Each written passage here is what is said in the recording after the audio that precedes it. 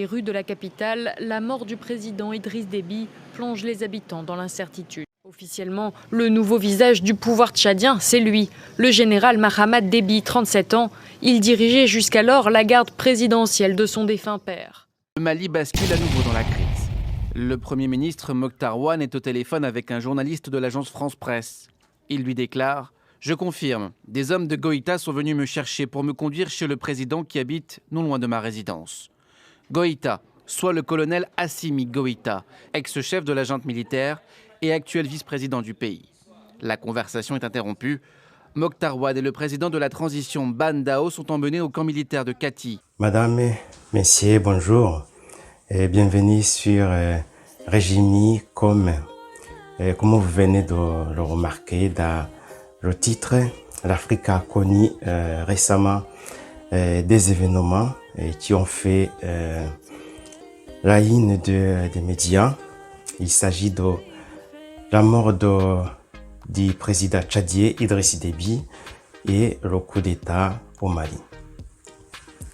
Ces deux événements ont confirmé ce que j'avais publié bien avant dans une vidéo sur l'insécurité en Afrique. C'est-à-dire l'insécurité, c'est tout ce qui concerne la corruption, détournement des fonds publics, mettant les pays dans une situation de chaos économique. Tout ce qui est la brutalité des forces de l'ordre et les coups d'État, etc. Revenons sur ce qui s'est passé en Afrique récemment, c'est des événements, c'est-à-dire le premier, je commence par le premier, la mort d'Idriss Déby, le président tchadien. Donc, Idriss Déby, d'après ce qu'ils ont dit, il a été tué au combat, ce qui fait apparaître pas mal de doutes, parce que imaginez que le président de la République aille au combat, se mettre en première ligne, c'est aussi très difficile à comprendre. Il y en a d'autres qui parlent d'assassinat par son entourage, etc. Mais ce qui est sûr, c'est que le président Déby n'est pas mort d'une mort naturelle, il a été assassiné. Le problème qu'il y a, c'est pas seulement la mort d'Idriss Déby, c'est surtout la succession. C'est-à-dire que Idriss Déby a été remplacé, a été succédé par son fils qui était chef de la garde présidentielle. Et il serait quand même fou d'imaginer que la constitution tchadienne prévoyait que le président Déby, à son absence, s'il disparaissait, s'il mourait, etc., qui devrait être remplacé par son fils. Donc ce qui a été fait au Tchad, c'est une violation de la constitution tchadienne et donc c'était aussi un coup d'État déguisé. Pour ce qui s'est passé au Mali, le coup d'État au Mali, c'est le deuxième, j'ai fait un petit rappel, c'est le deuxième coup d'État dans moins de 2 ans. Le premier avait lieu 9 mois en arrière.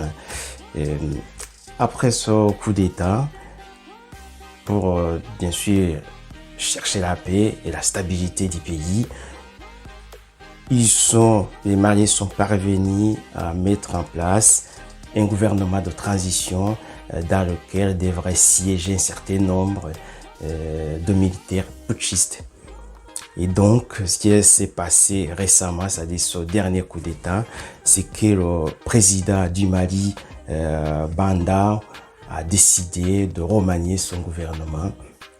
Et à l'issue du remaniement de ce gouvernement, un certain nombre de militaires et putschistes qui siégeaient au gouvernement ont perdu leur place, et ce qui a provoqué bien évidemment la colère du colonel Assimi Goïta, qui a donc fait ce coup d'État. Donc il a ordonné l'arrestation et la destitution du président malien Ban Dao et son premier ministre Mokhtar. on ne peut pas dire que M. Goïta avait raison ou pas. C'est pas ça la question. Et la question, c'est la brutalité dans la gestion de cette affaire. Prendre le président comme ça, venir arrêter le président, premier ministre, le destituer pour un désaccord politique, et c'est quand même inimaginable. Et ce qui s'est passé, des accords politiques, ça existe partout dans le monde. Et pourtant, on n'assistait pas à des coups d'État. Par exemple, ici en France, il y a des ans ou 3 ans en arrière, le président Emmanuel Macron, le président français, était en désaccord avec le chef d'État français, Pierre de Villiers. Et le conflit, c'était la décision du président français Emmanuel Macron de baisser le budget de la défense. Et ce qui n'a pas plu au chef d'état-major, il s'est engagé dans un bras de fer avec le président de la République, Emmanuel Macron, et qui a fini par recadrer son chef d'état-major de Villiers, lui rappela que il est chef, lui rappela que Macron c'est son chef. Macron il a dit je suis votre chef et donc vous devrez respecter la décision que j'ai prise. Et donc le chef d'état-major français s'est résigné, il ne pouvait pas faire autrement et voilà, il a fini par accepter la décision du président. Donc on n'a pas eu de coup d'État en France. Mais quand il s'agit d'Afrique et des petits désaccords comme ça, c'est tout de suite un coup d'État. Et c'est ça le problème de nous Africains. Donc, c'est-à-dire le non-respect des institutions. Ce qui s'est passé au Mali, bien évidemment, c'est le non-respect des institutions. Et comme par hasard en Afrique, souvent, c'est lui qui a raison, c'est celui qui porte des armes, c'est celui qui a des grades. Et voilà, c'est vraiment dommage. Maintenant, comme je vous avais dit dans cette vidéo, nous avons la possibilité des moyens, si vous voulez, de trouver des solutions à ce problème d'insécurité sur le continent. Des moyens qui sont simples, accessibles à tout le monde. Vous savez, pour combattre l'insécurité, on utilise les mêmes méthodes qu'on utilisait pour combattre une pandémie. Aujourd'hui, je donne l'exemple de Covid-19. Pour combattre le Covid-19, il y a 2 méthodes. Et la première méthode, c'est la prévention, c'est-à-dire les gestes barrières, port de masque, désinfection de mains, lavage des mains, distanciation sociale, etc.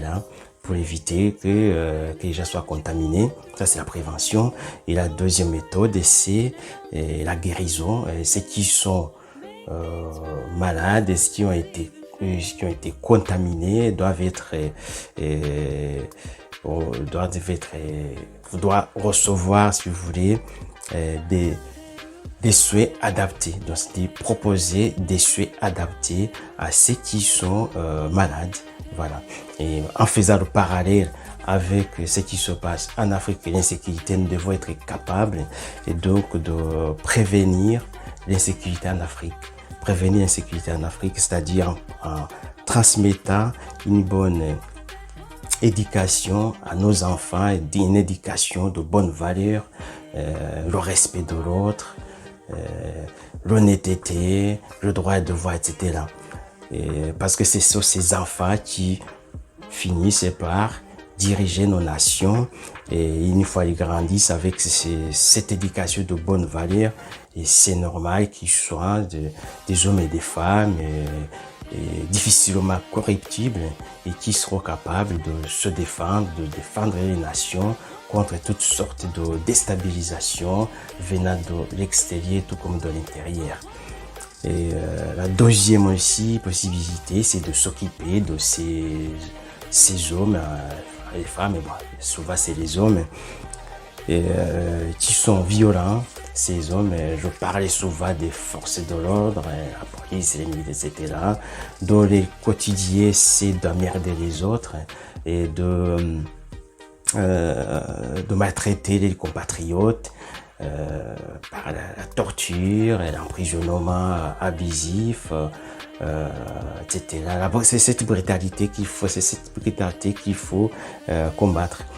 C'est-à-dire que ce qu'on ne peut pas ignorer et oublier, ces gens-là, ils ne sont pas tombés du ciel. Ce sont des hommes et des femmes qui ont des familles. Et donc, c'est aux familles, à l'entourage de faire le boulot. C'est-à-dire que l'entourage doit faire tout pour raisonner ces hommes qui sont violents, qui maltraitent les compatriotes et les faire comprendre que ce qu'ils font, c'est vraiment inadmissible et que ça finira par se retourner contre eux. Et ça peut être une femme qui raisonne son mari, qui lui dit écoutez, qu'est-ce que tu fais? Arrêtez d'emmerder les autres, et pourquoi tu emprisonnes les gens, pourquoi tu tortures tes compatriotes, arrêtez, ça peut être les parents qui font ce genre de boulot, ça peut être un frère unicère et qui fait ce genre de l'entourage tout simplement. Et je peux vous dire qu'une bonne éducation plus une implication des proches qui vont raisonner ceux qui sont violents, c'est une implication active, et surtout active des hommes et des femmes qui vont raisonner, je dis bien raisonner, les proches qui sont violents finiront par donner des bons résultats, et bien évidemment à long terme. Et donc il faut pas croire que ça peut se faire comme ça, on peut avoir le résultat en claquant les doigts dans 2 ou 3 jours, non. C'est-à-dire que le résultat on l'aura à long terme. Ça peut prendre 5 ans, 6 ans, etc. Mais au moins il faut s'y mettre. Et voilà ce que j'avais à vous dire aujourd'hui. Et j'espérais que j'ai vu récemment que le président actuel du Mali, Assimi Goïta, a prêté serment. Il a promis de redonner le pouvoir aux civils. Dans combien de temps, je ne sais pas. Et j'espère qu'il va tenir sa parole. Il va tenir sa promesse. Et puis, bon, il faut toujours se méfier parce que je me rappelle que dans l'histoire, Mobutu Sese Seko, quand il a pris le pouvoir, il avait donné 3 mois pour rendre le pouvoir aux civils. Donc, il est resté jusqu'à 32 ans. J'espère que ça va pas être le cas pour le Mali. Je vous remercie du temps que vous m'avez accordé et je vous dis à bientôt dans la prochaine vidéo. Et que Dieu vous bénisse et bénisse l'Afrique et tout le monde. Merci, au revoir.